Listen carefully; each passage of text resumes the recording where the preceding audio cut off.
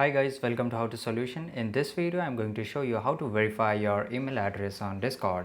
So I have already in Discord mobile application, and on the bottom side you will see add profile icon. So you have to click on that. That is on right side, okay?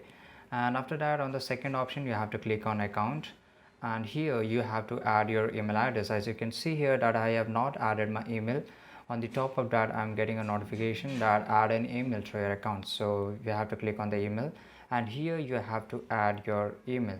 So after adding the email, you have to enter the password, and after entering the password, Discord server will send you an OTP into your email address, and you have to enter that OTP in this account. So after entering that OTP, your account will be added to that email. So this is it guys, this is how you can add email address on Discord over your phone. So I hope you found this video really helpful, and if you did, don't forget to subscribe our channel. See you in the next video. Till that time, take care. Goodbye.